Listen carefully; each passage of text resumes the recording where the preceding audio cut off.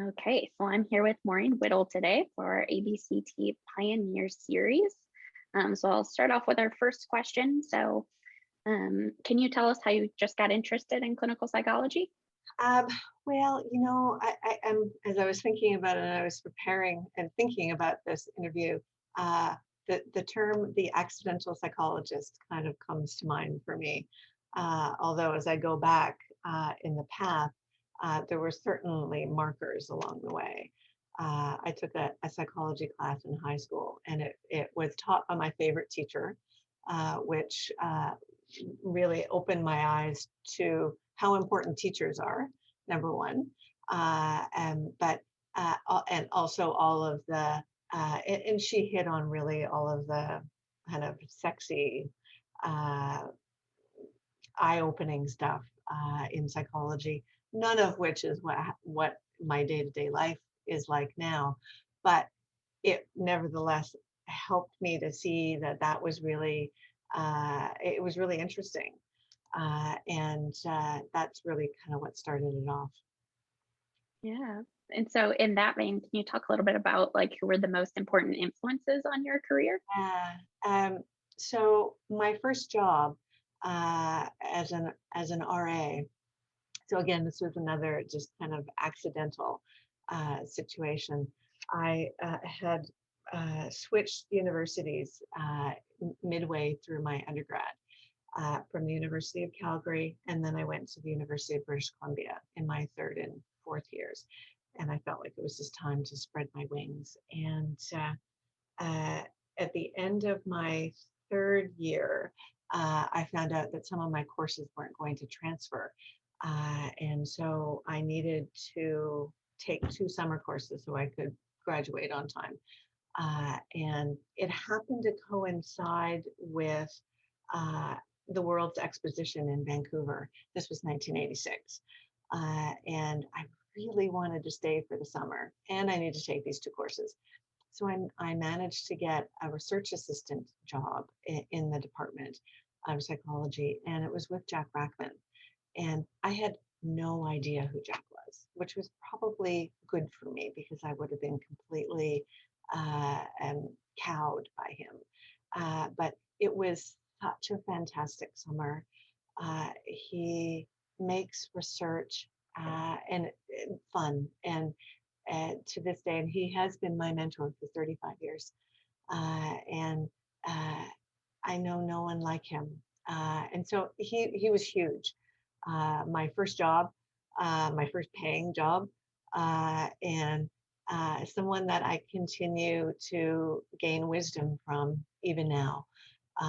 We were, because of course Jack is still here in Vancouver, and we saw patients together.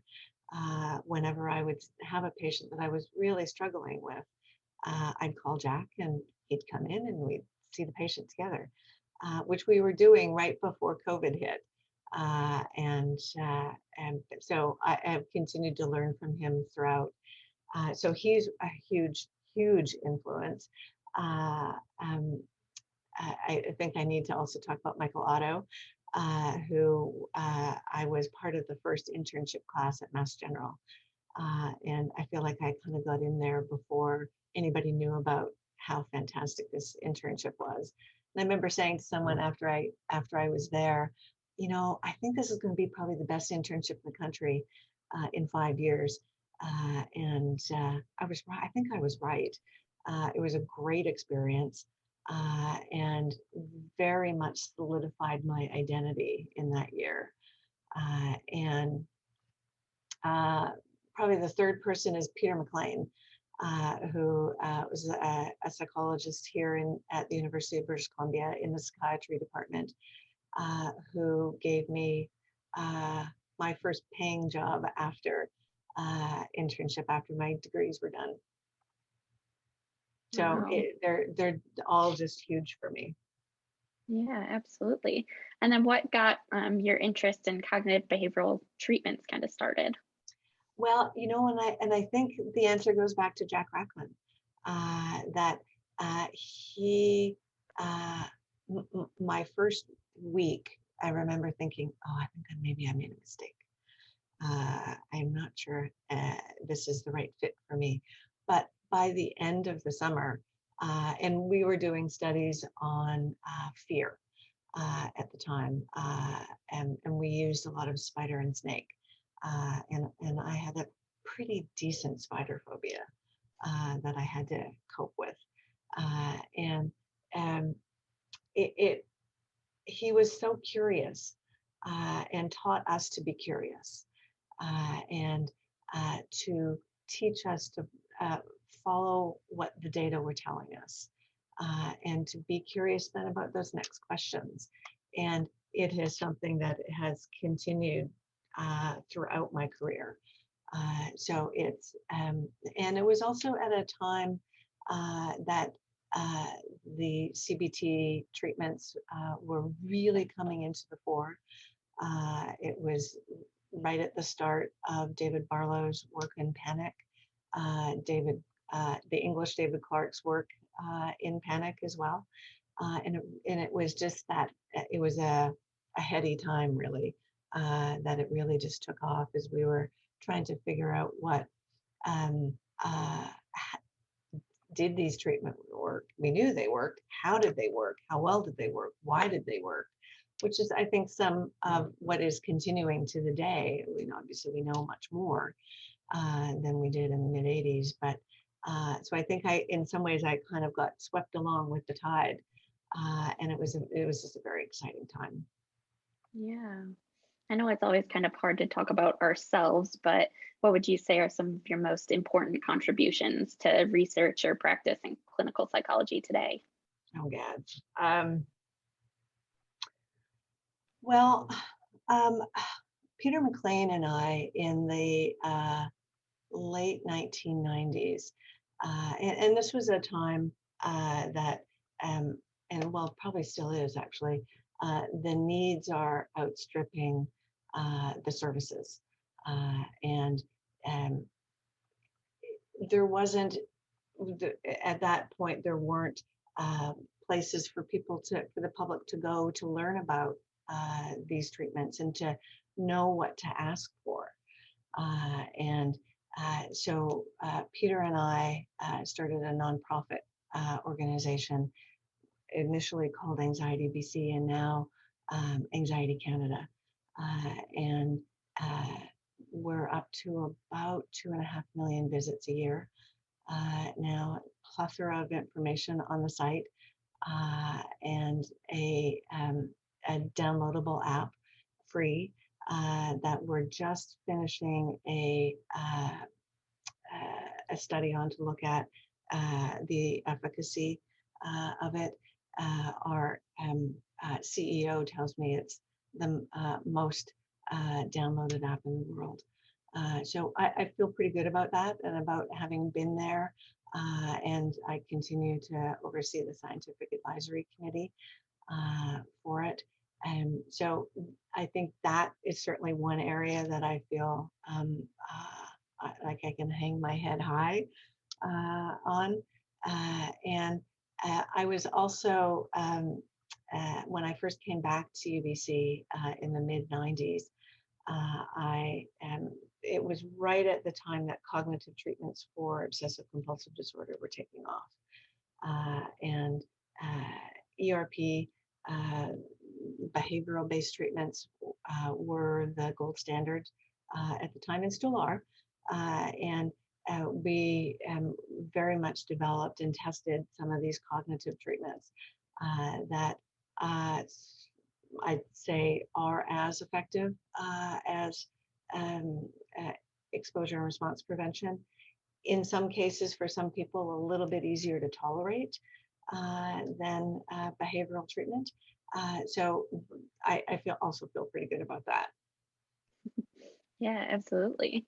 And so thinking about like today and the direction that I guess the field's going, what do you believe are the biggest challenges facing clinical science in Yeah. the field as a whole?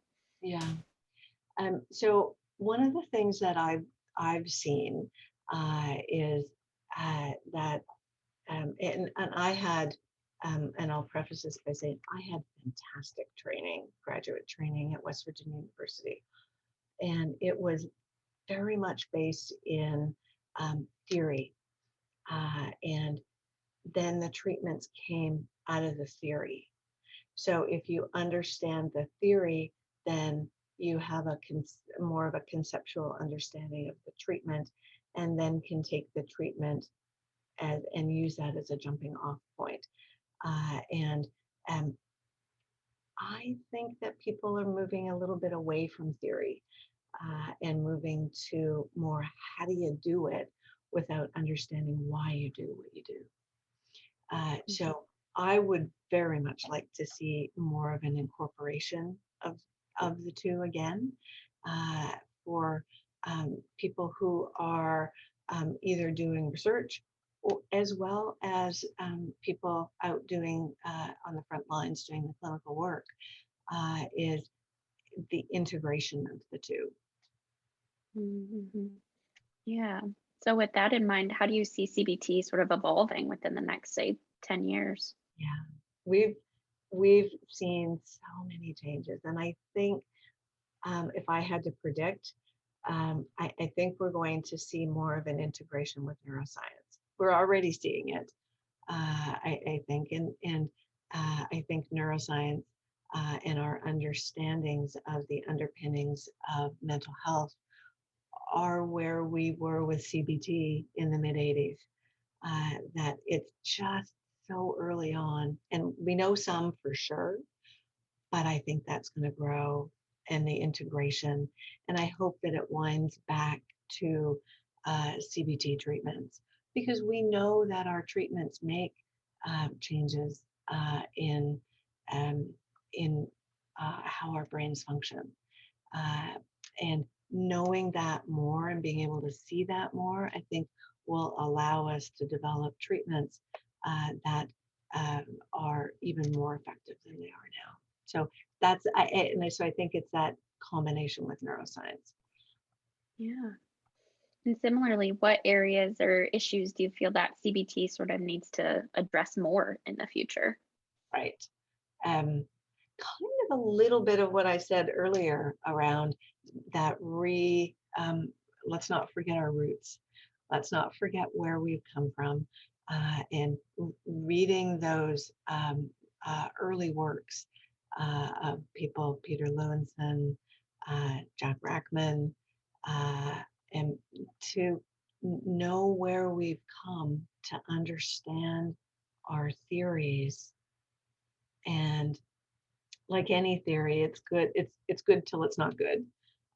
And some of our theories have stood the test of time, and some have not. But being able to understand it, so that we can understand the new data that's coming in, that either support it or have to we make some adjustments based on it. And I think some of Michelle Krast's work looking at and just those changes in potentially how we do exposure-based treatment. We need to see if that makes a difference in terms of outcomes. But that's a really nice example of how understanding the early work from NFO and Michael Kozak, how it's um, how it's shifted with time with some of Michelle's work, and then that next step, that does it make change? Does it foster more improvement, greater efficacy, or do our effect sizes grow? Mhm. Yeah. Yeah. So thinking about sort of how you seems like we need to go back to our roots, kind of straying a little bit more towards like the procedure versus sort of understanding. What advice would you give to either novice clinicians or people thinking about going into the field of clinical psychology, just anybody who's kind of new? Yeah.